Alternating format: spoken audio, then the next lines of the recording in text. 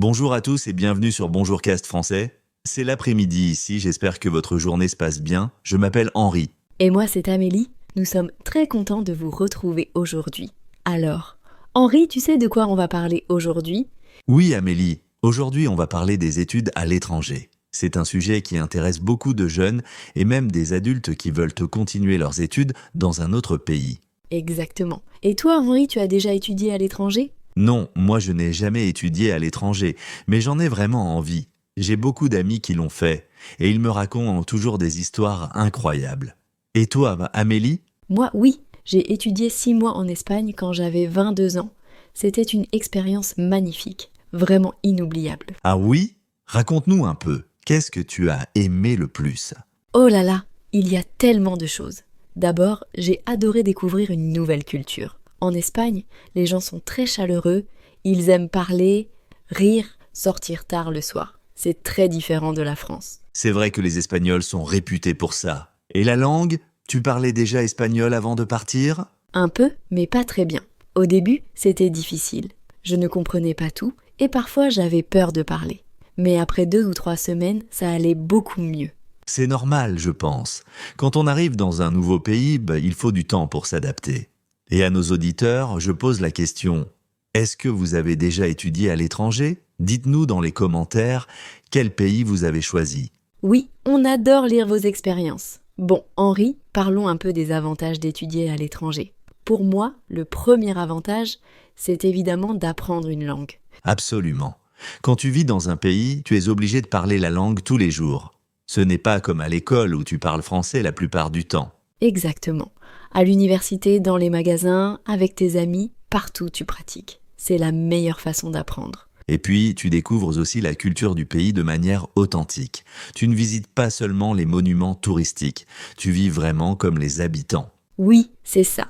Tu apprends leurs habitudes, leur cuisine, leur façon de penser. Par exemple, en Espagne, j'ai appris à manger très tard le soir, vers 9 ou 10 heures.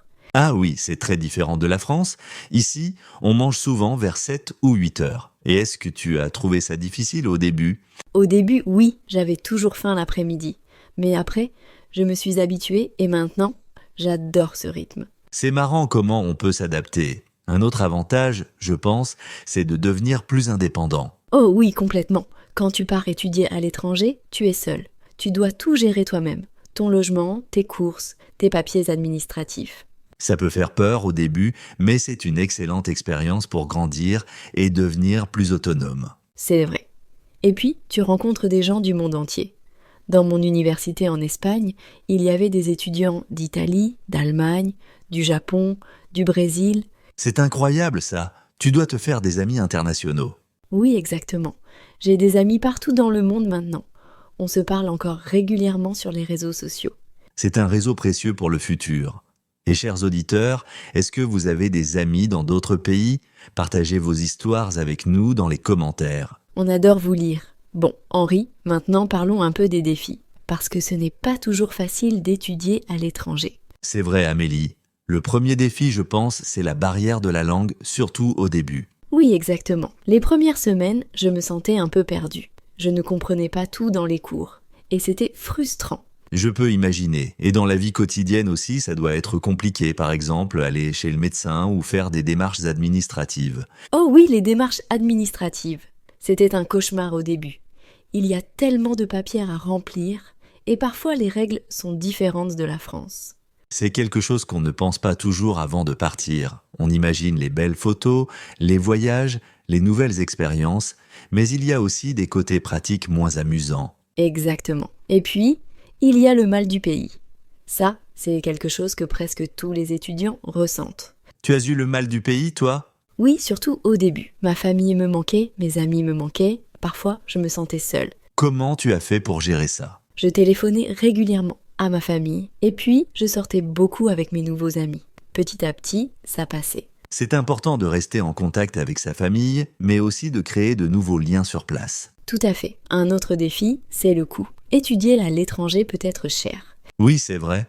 Il faut payer le logement, la nourriture, les transports et parfois les frais universitaires. Dans certains pays, c'est très cher. Par exemple, Aux États-Unis ou en Australie, les frais universitaires sont énormes. Heureusement, il existe des bourses pour aider les étudiants.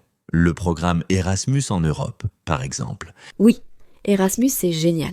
Moi, j'ai eu une petite bourse Erasmus. Ce n'était pas beaucoup, mais ça aidait quand même. Et est-ce que tu travaillais en même temps que tes études ? Non, je ne travaillais pas. Mais certains de mes amis travaillaient dans des cafés ou des restaurants le week-end. C'est une bonne solution pour gagner un peu d'argent. Et ça permet aussi de pratiquer encore plus la langue. Exactement. Bon, Henri, parlons maintenant de quelques conseils pour ceux qui veulent étudier à l'étranger. Bonne idée. Alors, mon premier conseil, c'est de bien préparer son départ. Ne partez pas à la dernière minute. Oui, c'est très important. Il faut s'occuper des papiers, du logement, de l'assurance, tout ça plusieurs mois avant. Deuxième conseil, renseignez-vous bien sur le pays où vous allez. La culture, le climat, le coût de la vie. Oui, par exemple, si tu vas dans un pays nordique en hiver, il faut prévoir des vêtements chauds. Exactement. Et aussi, essayez d'apprendre au moins quelques bases de la langue avant de partir. C'est tellement utile. Même juste savoir dire bonjour, merci, s'il vous plaît, ça fait une grande différence. Et quand vous arrivez sur place, n'ayez pas peur de parler. Faites des erreurs, c'est comme ça qu'on apprend. Oui, c'est le meilleur conseil. Les gens sont généralement très gentils et patients quand ils voient que vous faites des efforts.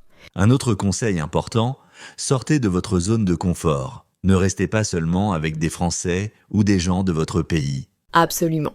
C'est tentant de rester avec des gens qui parlent votre langue, mais vous n'apprendrez pas beaucoup comme ça. Il faut rencontrer des locaux, participer à des activités, des clubs, des associations.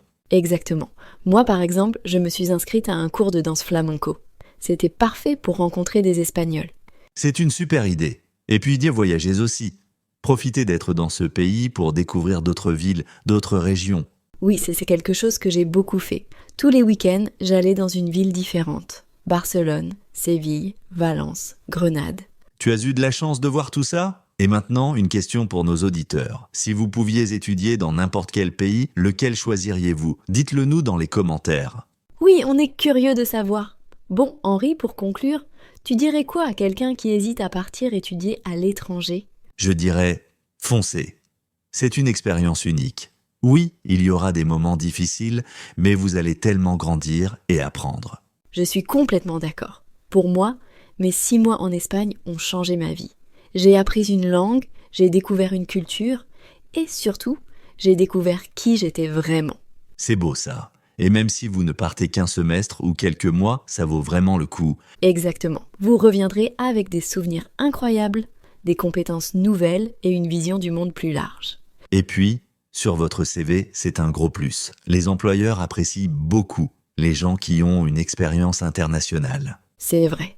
Ça montre que vous êtes adaptable, courageux et ouvert d'esprit. Bon, je crois qu'on a bien parlé de ce sujet aujourd'hui. Qu'est-ce que tu en penses, Amélie ? Je pense qu'on a fait le tour. J'espère que nos auditeurs ont appris des choses et que ça leur donne envie de partir à l'aventure. N'oubliez pas de nous laisser un commentaire pour nous dire ce que vous pensez. Est-ce que vous voulez étudier à l'étranger ? Dans quel pays ? Et si vous avez déjà étudié à l'étranger, racontez-nous votre expérience. On adore vous lire. Merci beaucoup de nous avoir écoutés aujourd'hui. C'était un plaisir de parler avec vous. Oui, merci à tous. N'oubliez pas de vous abonner à Bonjourcast Français pour plus de conversations en français. Et continuez à pratiquer votre français tous les jours. Chaque jour, un petit peu, c'est la clé du succès. Absolument. Alors, bonne fin d'après-midi à tous. Oui, passez une excellente journée et à très bientôt pour un nouveau podcast. Au revoir. Au revoir et à bientôt.